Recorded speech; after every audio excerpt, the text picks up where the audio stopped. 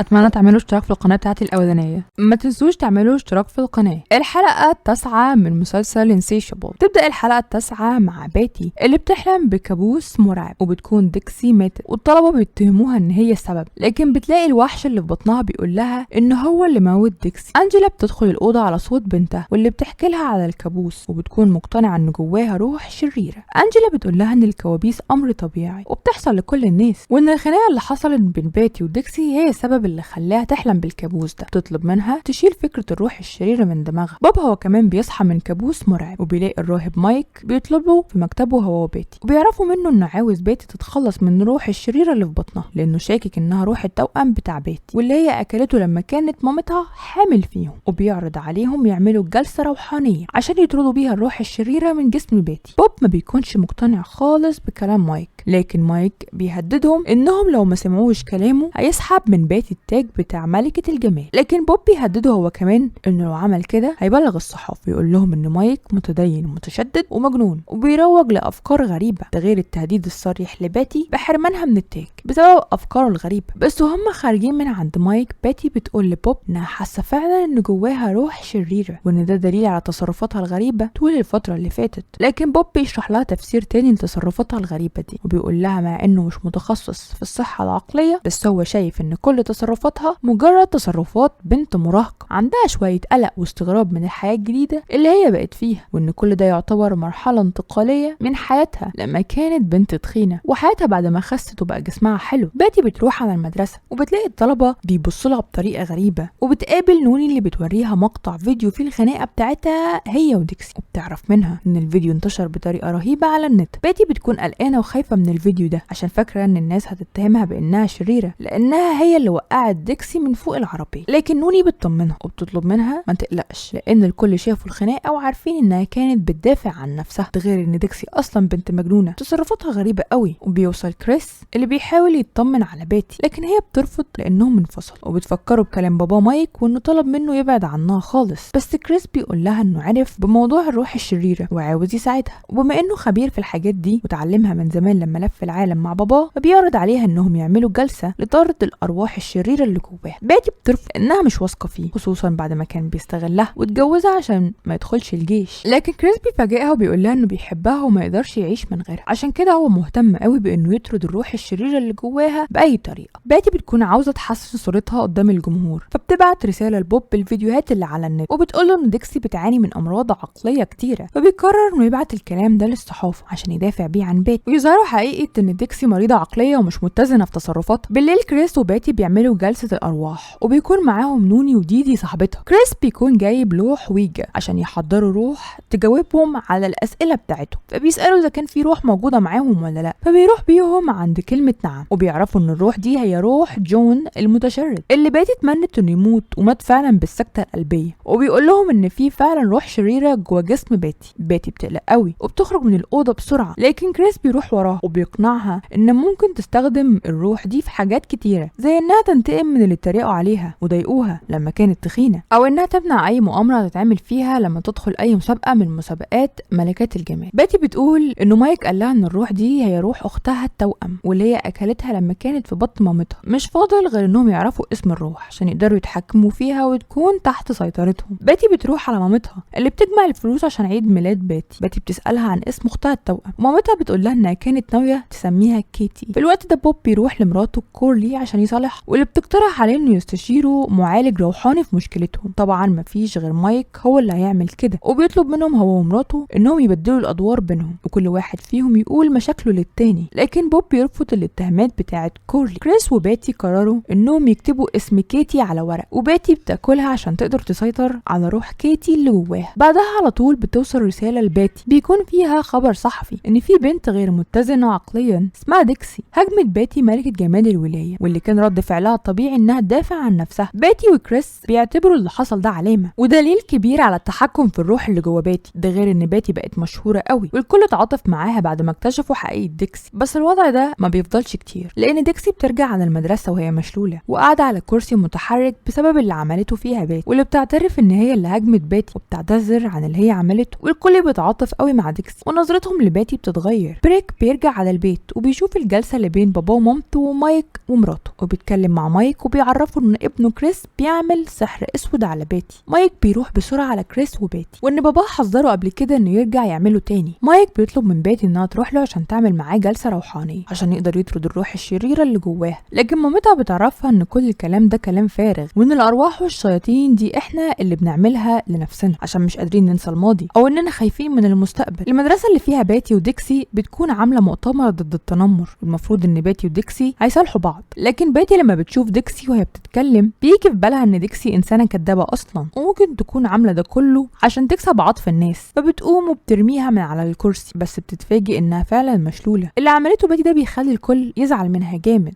وهي كالعادة بتقول لهم ان ده بسبب الروح الشريرة اللي جواها. بوب لما بيلاقيها كده بيجاريها في فكرتها وبيقرر انه يمثل عليها انه مقتنع بكلامها، وبيتصلوا بمايك بس بيعرفوا انه عمل حادثة ومش هيقدر يعمل الجلسة، وان هيبعت لهم مكانه راهب متخصص في الارواح، وبسبب سوء الاحوال الجوية الراهب بيتأخر قوي وشكله كده مش هيقدر يجي، فبيقرر بوب انه يمثل على باتي انه بيطرد الروح منها بنفسه. بس في اخر الجلسة بيوصل الراهب اللي بيقنع باتي ان مفيش حاجة اسمها روح شريرة تسكن جوه الانسان، وان الموضوع ده نادرا قوي ما بيحصل. بتبدأ الحلقة العاشرة في بداية اسبوع عيد ميلاد باتي ال18، وانجيلا مامة باتي بتعمل مجهود كبير عشان تكون ام مثالية بالنسبة لها وبتحضر لها الحلويات اللي هي بتحبها، لكن باتي بترفض تاكلها عشان تحافظ على وزنها لان مسابقة ملكة الجمال للاقاليم قربت. وبتوصل نوني اللي بتكون فرحانة بمناسبة اسبوع عيد ميلاد باتي، بس باتي بيجيلها تليفون من مديرة المدرسة اللي بتطلب مقابلتها بسرعة. باتي بتاخد بوب وبيروحوا على المدرسة وبيتفاجئوا ان مديرة المدرسة عاوزة ترفدها وان مفيش قدامها حاجة تاني غير كده، وده بسبب ان باتي وقعت ديكسي من على الكرسي المتحرك في الحفل. لكن بوب بيدافع عن باتي وبيقول ان المدرسة ما عملتش اي حاجة لما باتي كانت بتتعرض للتنمر قبل ما تخس، وبيعرض على المدير انهم يقدموا التعويض المناسب لديكسي وهيستغلوا حفلة عيد ميلاد باتي ويجمعوا تبرعات لديكسي ويجيبوا لها كرسي متحرك بالكهرباء. لكن لما بيتصل بريجينا مامة ديكسي بتطلب منهم منزل متحرك مع الكرسي لان ما عندهاش بيت من بعد ما خرجت من السجن. بعدها باتي بتروح لمامتها في المطعم وبتحكي لها على اللي حصل، بس بتلاقي مامتها مش عارفه تتواصل مع جودي حبيبها القديم، فبتساعدها انها تبعت له رساله حلوه وبتكون مبسوطه قوي لمامتها. وبتوصل نوني ومعاها ديدي واللي مش عاوزه نوني تشارك معاهم في حفله عيد ميلاد باتي عشان عندهم ميعاد سوا، لانها نوني بقت صاحبتها دلوقتي وباتي بقى ليها اهتمامات تانية كتيره. باتي بتزعل من نوني ونوني بتحاول تصالحها لكن باتي بتسيبها وبتمشي. نوني بتقول لديدي انها غلطت في الكلام اللي هي قالته وكان لازم تاخد رايها قبل ما تقولي الكلام ده، وبتعرفها انها لو تحط نفسها في مقارنه بينها وبين باتي نوني هتختار باتي. في الوقت ده بيكون برناند مع بنته منجوليا واللي بتخف شويه بشويه من الصدمه اللي تعرضت لها، وده طبعا حصل بسبب برناند واللي عملوا فيها في مسابقه ملكه الجمال الاخيره. لكن برناند بيعتذر لها وبيقول لها انه بقى انسان تاني وانه اتغير للاحسن وبقى ياخد باله من تصرفاته وما يكونش اناني، وبيعرفها انه اتصالح مع بوب وهيعمل حفله عيد ميلاد باتي عنده في بيته، ودي اول حاجه هو قرر انه يعملها في حياته الجديده وهي انه يتصالح مع اي حد كان ليه مشاكل معاه. باتي بتوزع ورق الدعايه للحفله بتاعتها وبتكون معاها نوني اللي بتعرفها انها عامله حمله دعائيه للحفله على الفيسبوك. بوب بيتصل بباتي وبيعرفها ان كريس كان خاطف بنت حبيبته لما كان في البرازيل وبابا قدر يسوي الموضوع مع اهلها وعشان كده هم سابوا البلد ورجعوا يعيشوا هنا، وبيطلب منها انها تبعد عنه خالص لانه ولد خطر ومنحرف. باتي بتلاقي كريس واقف قدامها فبتقفل السكه وبتطلب منه يبعد عنها لانها عرفت باللي هو عمله في البرازيل وانه ولد مش كويس، واكبر دليل على كده انه سايب باباه في المستشفى لوحده ومش جنبه. كريس بيتكلم مع باتي بطريقه وحشه وبيقول لها انه هرب مع البنت اللي في البرازيل زي ما هرب معاه، بس اهلها هم اللي كبروا الموضوع جامد. نوني بتتدخل وبتحاول تبعد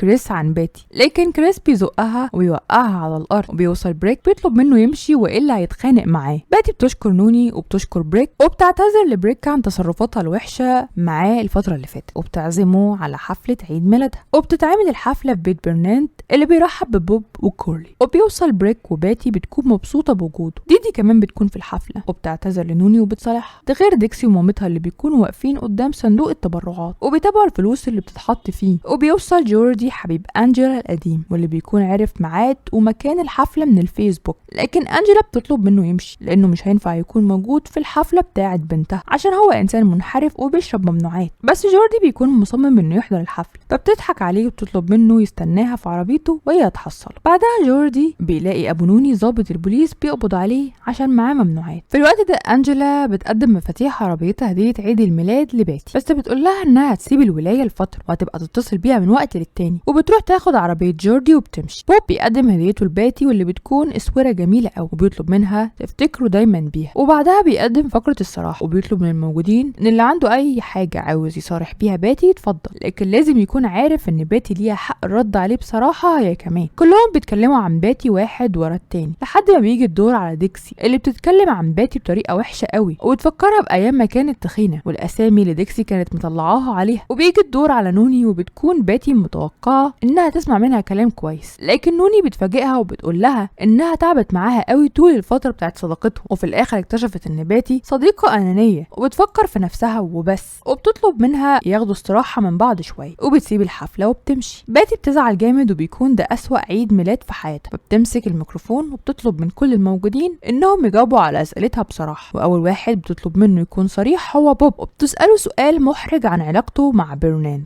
اللي كلها مليانة نفاق ومصالح، وبتتهمه بالاحتيال والنصب والخداع لانه ضحك عليها وفضل يعلمها المبادئ والاخلاق، لكن الحقيقة ان هو اكتر واحد محتاج للاخلاق في حياته. كوري لما بتسمع الكلام ده بتاخد ابنها بريك وبتمشي من الحفله، وبتبلغ بوب انه ما يرجعش على البيت تاني ابدا. بوب بيتخانق مع باتي عشان خربت بيته وهو ما يستاهلش منها كل ده، خصوصا بعد كل اللي عمله معاها. في نفس اللحظه الجرسون بيوقع المشروبات السخنه على ديكسي اللي بتقوم تقف على رجليها من الالم، ولما بتاخد بالها ان كدبتها اتكشفت بتاخد صندوق الفلوس وبتجري. بعدها باتي بترجع على البيت وهي زعلانه، وبتكون معاها التورته بتاعتها، وبتقول لنفسها انها دلوقتي مع اقرب حد ليها باتي التخينه، وبتقعد تاكل في التورته. وبكده احنا وصلنا لنهايه الحلقه. يا رب يكون فيديو المره دي عجبكم. سلام عليكم.